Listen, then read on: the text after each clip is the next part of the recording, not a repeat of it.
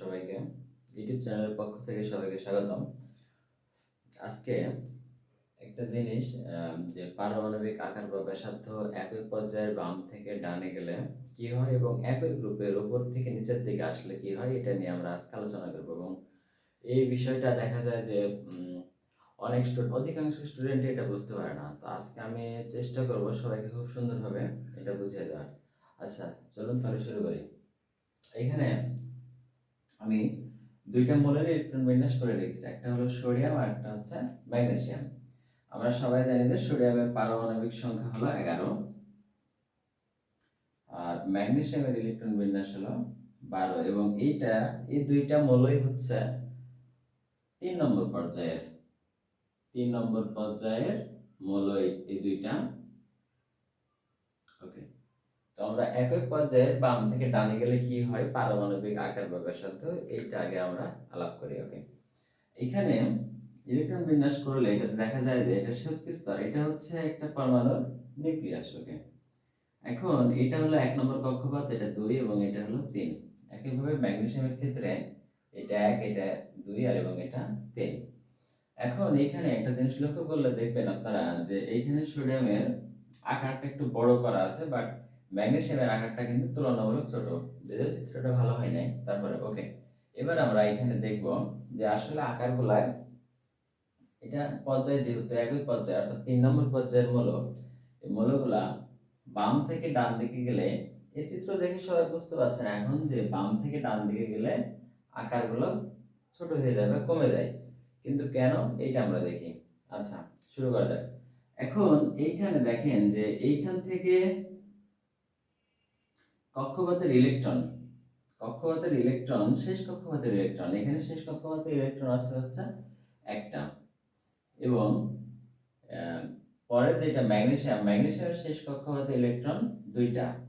But এখানে কক্ষপথের সংখ্যা কিন্তু কোনো চেঞ্জ ঘটে নাই। কক্ষপথের সংখ্যা এখানে কয়টা? কক্ষপথের সংখ্যা এখানে টোটাল 3টা এবং এখানে কক্ষপথের সংখ্যা টোটাল 3টা।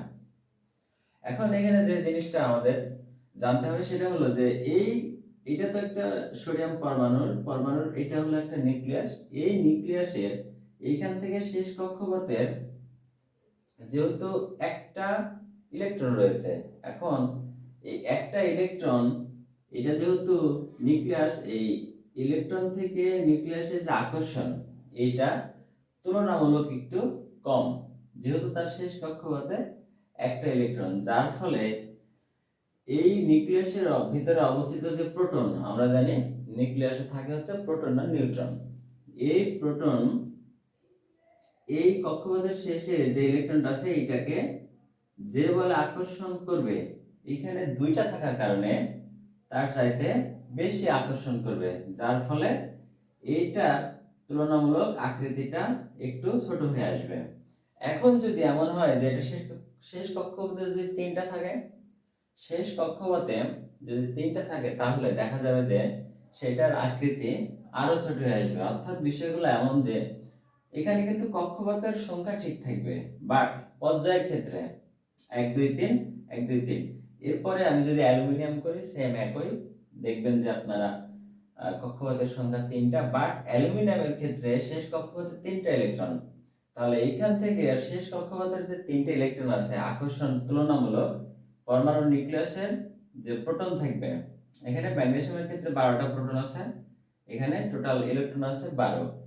এই যে এখান থেকে এটা এই ইলেকট্রনগুলা পরমাণুর নিউক্লিয়াসের প্রোটন কি করবে, এগুলোকে ভেবে নিজের দিকে বেশি টেনে নেবে, যার ফলে দেখেন আকারগুলা পরিবর্তন এভাবে ঘটে থাকে। তো তার মানে এখন আমরা অবশ্যই বুঝতে পারছি যে একই পর্যায়ের বাম থেকে ডান দিকে গেলে মৌলগুলার পারমাণবিক আকার বা ব্যাসার্ধ কমতে থাকে। এবার আমরা গ্রুপের ক্ষেত্রে দেখব যে একই গ্রুপের উপর থেকে নিচের দিকে আসলে কি ঘটে। দেখলাম একই পর্যায়ের বাম থেকে ডানে গেলে কি হয়। এবার আমরা দেখব যে একই গ্রুপের উপর থেকে নিচের দিকে আসলে পারমাণবিক আকার বা ব্যাসার্ধ কেমন হয় সেটা আমরা দেখি। তো এখানে আমি 2টা মৌল লিখেছি, একটা হলো সোডিয়াম আর একটা হচ্ছে পটাশিয়াম।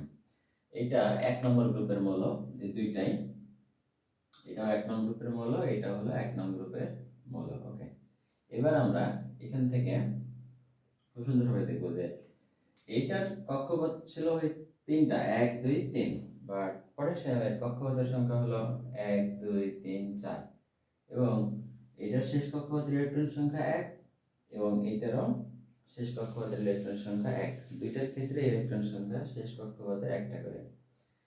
যেহেতু এই দুইটা চিত্র আমরা যদি লক্ষ্য করি তাহলে দেখা যাচ্ছে যে সোডিয়ামের চাইতে পটাশিয়ামের যে আকার সেটা বড়, কারণ হচ্ছে এখানে কক্ষপথের সংখ্যা বেশি। এখন কক্ষপথের সংখ্যা বেশি হলে আকার বেশি হয়। এটা ছাড়াও যদি আমরা লক্ষ্য করি, এর আগে আমি বললাম যে শেষ কক্ষপথের যে ইলেকট্রনটা থাকে এইটার সাথে নিউক্লিয়াসের যে প্রোটনটা আছে এটার সাথে আকর্ষণ, এটার ডিসটেন্স তুলনামূলক কম। বাট এইটার ক্ষেত্রে এই নিউক্লিয়াস থেকে শেষ কক্ষপথের ডিসটেন্স অনেক বেশি, যার কারণে এর প্রতি আকর্ষণ তুলনামূলক কম। এই কারণে এ তুলনামূলক এর চাইতে একে কম নিজের দিকে টেনে নেবে, যার ফলে এটার আকার বড় হয়ে যাবে। সোডিয়ামের চাইতে পটাশিয়ামের আকারটা বড় এবং ওই গ্রুপের ক্ষেত্রে যত নিচের দিকে যাওয়া যায় তত কক্ষপথের সংখ্যা বাড়তে থাকে। এই কারণে আমরা বলতে পারবো যে একই গ্রুপের উপর থেকে নিচের দিকে আসলে পারমাণবিক আকার বা ব্যাসার্ধ বাড়তে থাকে।